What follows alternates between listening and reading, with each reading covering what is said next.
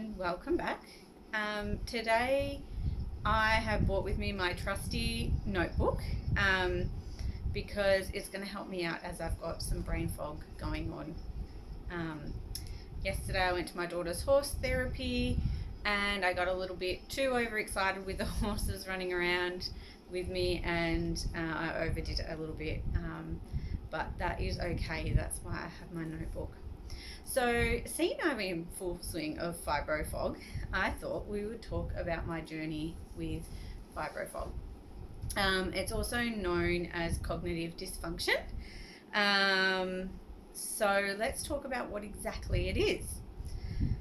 For me, Fibro Fog came on as probably the second component of fibromyalgia. I would think that it started probably mid 2020,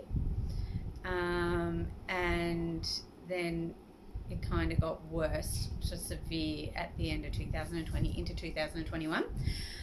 So I really had issue with memory recall and word recall, and I had a lot of confusion that went to the point that I would get really disorientated and forget why I was there, or what I was doing. So in saying that, we all have friends that we know that are really bad with names, really forgetful, sometimes especially mums that are really busy, or people that are really, in a busy environment all the time. When they're out relaxing, their brain kind of flicks off. Fibro Fog is like that, but like 1,000 times worse. So memory recall or word recall is really hard, especially when you're trying to talk and you forget what you're talking about, or you forget the words that you're using, or the words that you are saying actually aren't what you're meant to be saying. It's a little bit confusing. Calling people the wrong names is definitely something that goes on. But I've even said silly things when I'm ordering dinner. Instead of ordering what I want, I ordered something else off the menu by accident just because I've read it and it was in my memory. So there's a lot that goes on with Fibro Fog in that way. Going down to the supermarket, completely forgetting what you need to get or why you're there. I now have to make sure I take a list with me, or my partner comes with me, or my daughter comes with me, so I can actually remember what I need to get at the supermarket. Otherwise, I just stand around and have no idea what I need to do, and I end up coming back home or purchasing something else that I didn't need. And then there is complete disorientation. So being in the car, driving down the street and not knowing how you got there, why you're there, and that has happened quite a few times, and that's really scary. And I think for a lot of people that can lead to anxiety, or being really overwhelmed, because of it's a pretty full-on feeling to feel not knowing if you're going to have that happen to you while you're driving somewhere, especially if you're going long distance. So for me, only driving for an hour at a time is all that I can achieve at the moment. So I know I can drive for an hour, and then if I need to go further, then I can have someone else with me to help with the rest of the driving.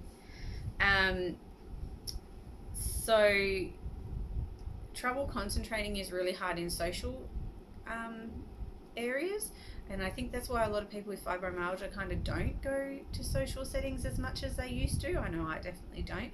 It can be really overwhelming, and you can get really confused with the conversation that you're having, and lose concentration, and then you come back around to it, and then you're like, oh, where have we gone with this conversation? So it's even to the point that when sometimes I am talking, I have to completely stop because I've forgotten what the whole conversation was about, and then I actually have to ask what we were talking about and what I was saying, and it's like I have a whole complete pause, and I guess for some people that can be quite embarrassing. I guess for me it was embarrassing at first. Now I've been able to accept it and acknowledge it and know that's what happens, and sometimes I have a little laugh about it, especially if I've done something a bit quirky or funny, or as I say, my brain has a hiccup. So we know that it's where your memory component of your brain isn't functioning 100%. So cognitively, we're not functioning at 100% of what a normal person would. They're still doing a lot of research into why this is happening, and they're trying to work out what exactly is going on with the brain of a person with fibromyalgia. But they still aren't quite clear 100% on what is going on. So I think a lot of research is still going into that. They are saying that there is some neurochemical changes in a fibromyalgia brain versus a normal brain. Or there is some grey matter changes around those areas. But they're still doing a lot of research into that.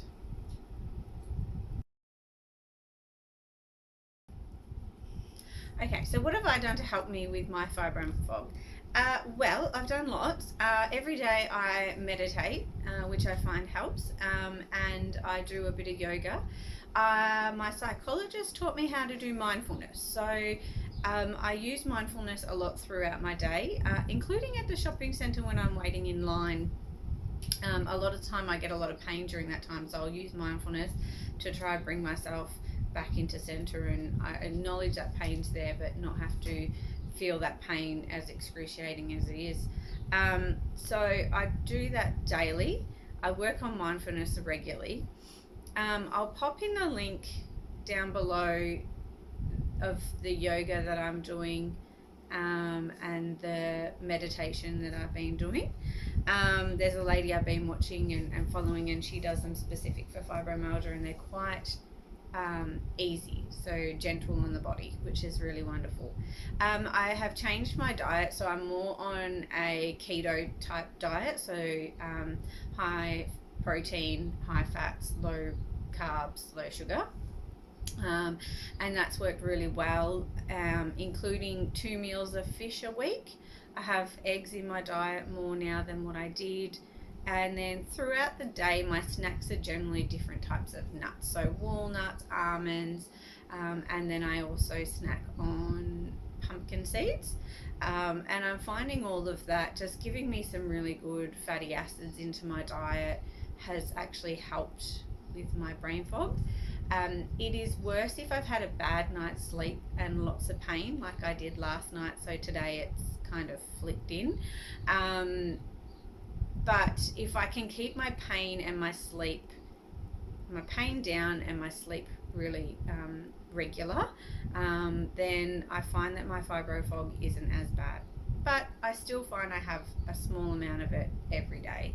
I don't think it's going to go away. I think it's there forever. I think fibromyalgia is a spectrum, and I say that because every day is a different day, and when we have a flare up, we're higher up on the spectrum. When we're going through a general day and we're a little bit more controlled, then we're lower on the spectrum. So being able to do things like going for a small walk, being mindful, doing meditation, writing down a list. I have my diary with me every single day, and that's just not in my phone. I have my calendar, and then I have a physical diary as well. And I always have to make sure they match up. My partner reminds me to take my medication that I need to take every day because I can be quite forgetful with that. But apart from that, I kind of try to go through a little bit of a schedule, a routine. We live in a house full of routine anyway because my daughter's on the spectrum, but I was quite out of a routine kind of person. I like to just have my own routine, do what I want to do when I want to do it, but now I have more of a routine of when I do things, making sure I'm checking my lists, making sure that I stick to one job at a time, particularly in the house. Because otherwise I'll flitter around and I won't complete my housework because I've just been doing little tiny bits. So if I'm doing the dishes, I do the dishes. If I'm vacuuming, I vacuum. But just making sure that every day kind of has a little plan about it. If I'm going down to being in a small town in Tasmania, we're at the very top of Tasmania in Georgetown, and if I go down to Launceston, which is an hour away, I generally have a little bit of a to-do list so that I remember what I've got to do. I've got my appointment at this time. I want to go to Bunnings, or I want to go to the pet food store. I'll just have little checklists to make sure that I get all those done. Otherwise, I'll completely forget, and I'll go to my appointment, and I might go to the pet food store, and then I'll forget exactly what I needed to do from Bunnings. So just making sure that I'm well organized, which is really hard when you've got Fibro Fog, because of organization isn't something your brain wants to do. It just keeps forgetting things. So trying to make sure that I'm organized. And in a social environment, I do not get embarrassed or overwhelmed anymore as much. I kind of have learned acceptance of my condition and acceptance of who I am, and you know, if someone, you know, looks at me a bit strange that I forgot what I was doing or what I was saying, I'll just have a little laugh and just say, oh, my memory, you know. So I hope this has helped. Please be kind to yourself, and remember that this is a journey. Your journey is your journey, and if you try to do just something small every day to be nice to yourself and allow yourself to be kind, then you know you're doing the right things. So for those that have family with fibromyalgia or a friend with fibromyalgia, these things are really important to know about, because just being kind and understanding that sometimes they are really going through a hard time and their brain is really putting a lot of pressure on them, or their pain, or their body in some form of way. It's a mixture of different symptoms. So just being kind and understanding, and and when they need to have a laugh with them. You're not laughing at them, you're laughing with them, because a lot of the time we laugh at ourselves.